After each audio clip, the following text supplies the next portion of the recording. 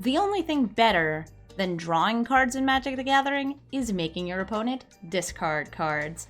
Today's Brawl star is Kroxa. Only shooting stars break the mold. The Kroxa is one of the new titans from Theros Beyond Death.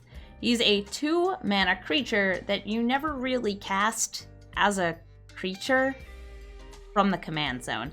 Kroxa is unusual in that, like the other titan, Uro, you cast Kroxa, he enters the battlefield, and then he gets sacrificed. There's an enter the battlefield effect that also triggers when he attacks, but unless you escape him, which is casting him from the graveyard for the escape cost, he just disappears, he goes away. He makes your opponent discard or lose life, or both, and then he goes back into the graveyard. So Kroxa, both useful in your graveyard and in the command zone, making him kind of like a two-sided threat for your opponent to have to deal with.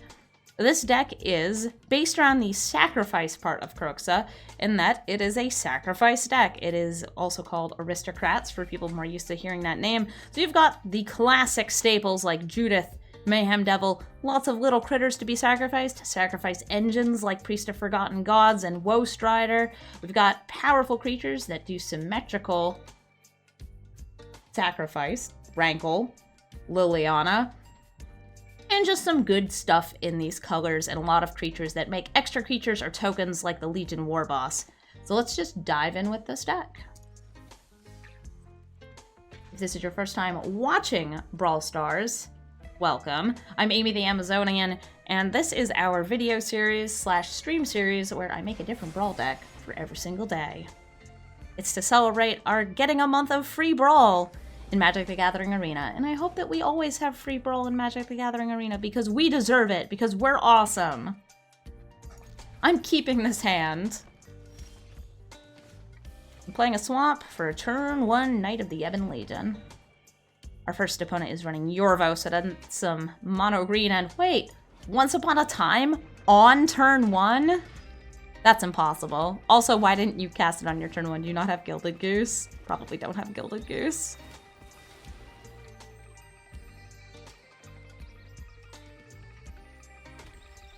Got a mountain, we got a swamp. Please do not have something that flashes in. They didn't. Cool. Hi, Yorvo. So Yorvo is big and scary, and I don't want to deal with them. So I'm going to try swinging in here. They take the damage. And then Plaguecrafter or Price of Fame. I'm going to use Plaguecrafter here because they've already revealed a token maker. And I'm going to drop my Knight of the Ebon Legion. Get myself a nice 3-2. I think Knight of the Ebon Legion may be more useful against their deck. Oh, but I made the right choice there because that Wicked Wolf just traded right into the Plaguecrafter. And now it's time to make use of the other good stuff in our deck. Nightmare Shepherd. Admittedly, does not contribute as much to filling the graveyard as Kroxa would like, but I do get to do something really fun right here. So I'm going to play Kroxa. And you're going to say, Amy, this is disgusting. Because it is. Kroxa enters the battlefield. My opponent has to discard a card. They discard a land, so they take 3 damage. And I'm going to let it go to my graveyard. When it goes to my graveyard, I'm going to exile it using the Nightmare Shepherd to put it into my command zone. So I get a token copy of Kroxa. They have to sacrifice again. And the little copy goes to the grave, and I'm going to swing in 4 in the air here, because they just took 6 damage, I believe. Oh, it should have just been 3, because that's an instant that they dropped on the second run there. Hi there, Nissa! Also, if I do this again from my command zone, the whole thing will happen again. They only have 1 card in hand, though, so I don't think it's very necessary. I feel like I'm going to end up getting rid of Nissa here. I was thinking maybe playing Judith. I'm gonna save the Elderspell. I could just eat Nissa. I'm trying to think if I'll be dead on the backswing. Not yet. Not yet. They're using the extra mana, making a token. That's 1, 2, 3, 4, 5, 6, 7, 8, 9, 10, 11, 12, 13. I'm gonna throw that in the graveyard because I actually can't win off that. If they have no cards to discard, it's important to note that Kroxa forces them to take 3 damage. Oof, ow, owie, my bones. Who's coming down now? Aggressive Mammoth! Oof. I've got 1, 2, 3, 4, 5, 6, 7, 8, 9, 10 damage. And I don't have enough mana for Bonecrusher Giant, so I think I do lose this match. But I want to go out swinging. So here comes Kroxa. Doing Kroxa things. We're going to do the same cycle that I had done before, where I exile it, bring it back to the command zone. Make them take another 3. Swing in. Boom. And then chalk this in to just say, yep, I got nothing. I'm at 1 life. Deal as much damage as you want. Defeated at the hands of Yorvo and the big green things. I'm going to go again. Gotta Kroxa him up again. At least I got to do fun discard shenanigans. I also have a Kroxa historic Brawl deck, which I think is much, much better. Turns out that there's a lot of stuff in the historic format of Arena that either does extra damage to your opponents when they discard, or makes your opponent discard, or is the card called Waste Not, which is just awesome. And gosh, I wish it were in Standard. I get why it's not in Standard. It should probably never be in Standard, but I still want it. Golgari Guildgate. I see your Guildgate and I raise you a G-Bones. 1 Gutterbones, please. Paradise Druid. I don't really have ramp, so I'm going to Command Tower, swing in with Gutterbones, and attack your hand with Burglar Rat.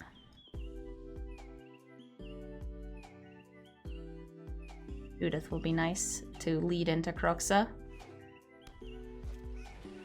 Thassa, Deep Dwelling. That means they can blink their Paradise Druid. Huh, this already appears to be a interesting brew. Is this not your everyday deck? Is this maybe a different sort of Niv Mizzet deck? So far, I've only seen single color cards. I wonder if this is like a, they could have used Kenrith as the commander sort of card, sort of deck. I'm not sure. Return them. Show me your secrets. Incubation Druid. Alright, so I've got lots of ramp in here. Paradise Druid gets blinked. This blink from Thassa on the Paradise Druid is doing a great job of protecting her from Judith. Rude dude Jude, always causing trouble. I'm gonna get down Castle Locthwain. And then Ayara? Ayara would be fun. I think instead I am going to go for the Slaughter-Priest. And Kroxa. Watch some stuff happen. I'll let you go to the graveyard or to the command zone. I'm going to bring you to the graveyard. I don't feel the need to play Kroxa again. I'm gonna ping their face for 1. Yeah, Slaughter-Priest, you're very big and scary right now. So beautiful. So not attacking this turn. I've got my opponent down to 10. And Niv Mizzet entering the battlefield and searching deeply, deeply for cards. Niv Mizzet's enter the battlefield can be doubled by Thassa because she can blink him. Alright, so they only hit Death Sprout and Haktos there. I didn't see the full set of cards revealed though.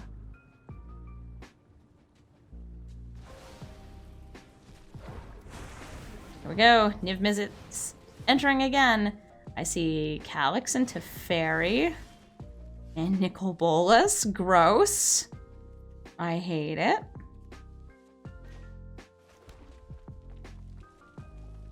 And I think I'm going to lead here with the Cavalier of Night.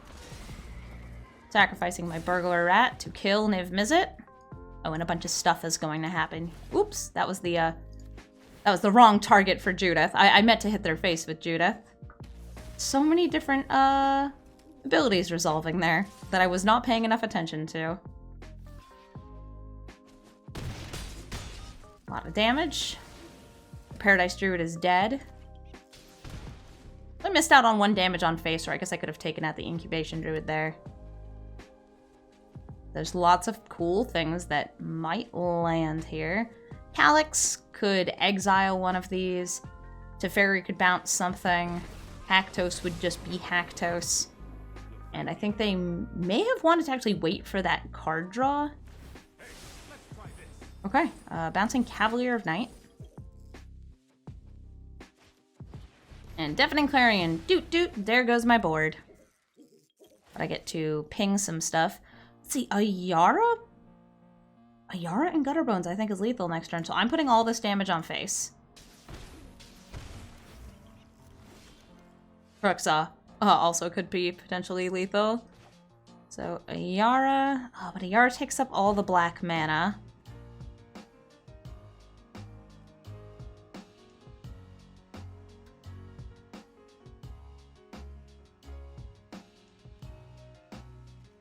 I'm gonna throw it on Ayara anyway.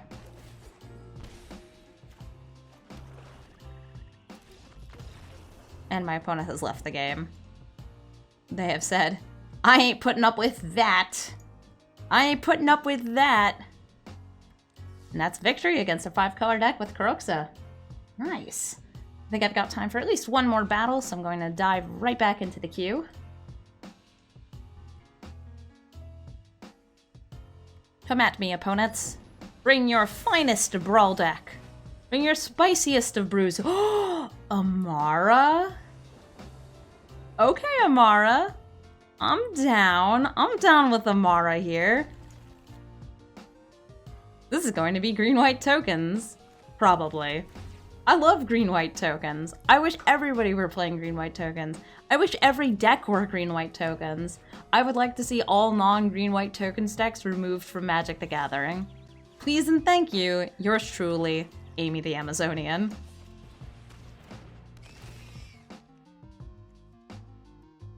Eric's Fenlurker coming in saying, "Be gone, card!" And they chose to exile Tulsimir, Friend to Wolves, from their hand.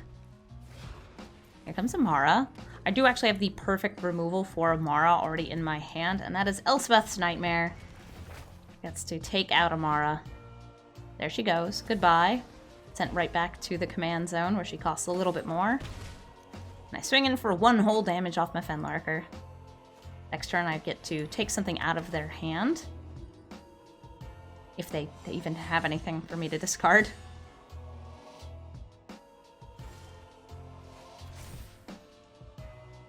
Okay, a Johnny, Dawn of Hope, Pledge of Unity, Elspeth, Sun's Nemesis, and Shatter the Sky. I'm getting rid of Shatter the Sky. I've got some creatures and I want to play them. I'm going to lead with Robber of the Rich. They have far more cards in their hand than I do. So I'm going to swing in with it. Show me what you got. It was a land. And they got stuck on 2 lands. I exiled a 3rd. They have left the building.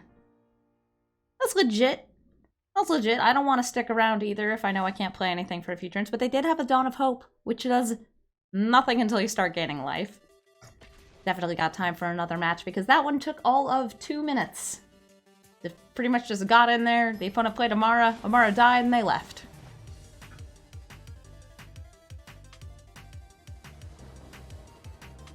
Ooh, but now it's time for Niv Mizzet.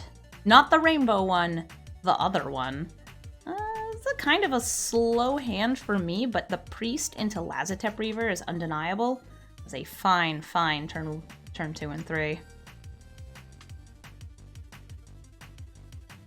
Also got Gutterbones, which is really good sacrifice fodder, because you can keep bringing it back.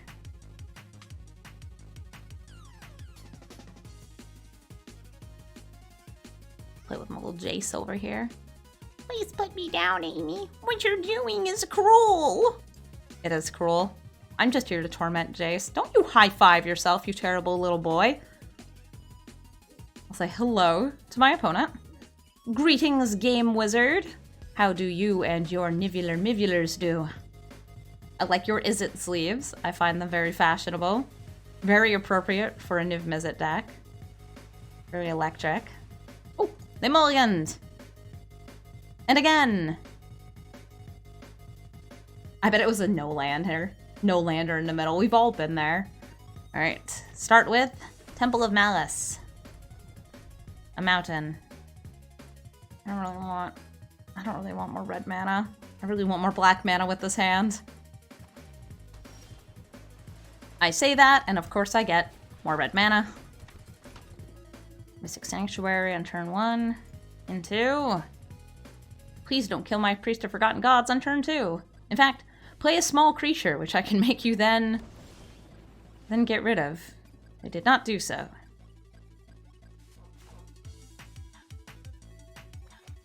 Lazotep Reaver. And a mountain.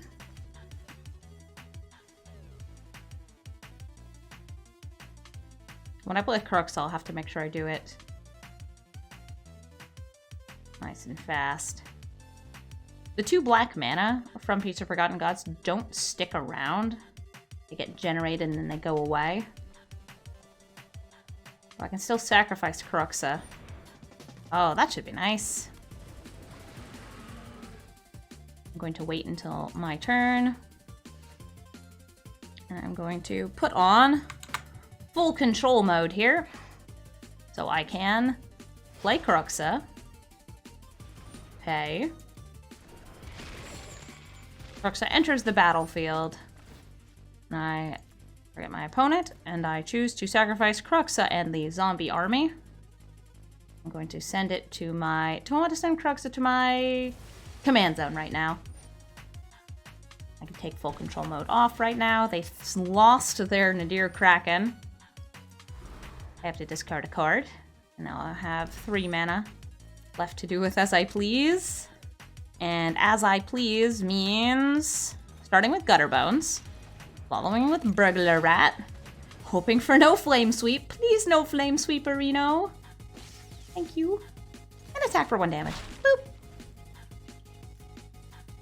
What a turn. Priest of Forgotten Gods. Still a good card. You're so cute. I love this little rat. Beacon Bolt currently seeing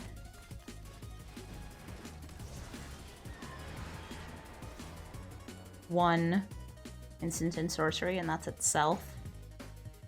I suppose when you cast it, it goes on the stack. Oh, that's another creature that I can exile.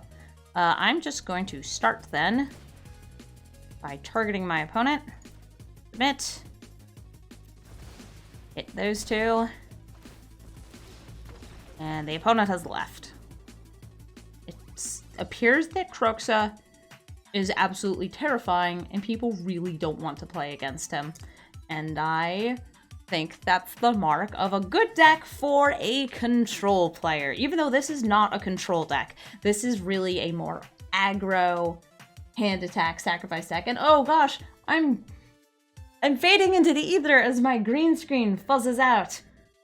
Thank you all so much for watching Brawl Stars today. I hope that you enjoyed the video, and as always, you can catch me live on twitch.tv/Amazonian, on my Twitter page, twitter.com/COL_Amazonian, link below. You can also find the polls where we decide who the next Brawl Star will be every day. Please continue watching the series, because I'm going to keep throwing out these sweet, sweet Brawl decks until somebody stops me. Have a good one. Goodbye.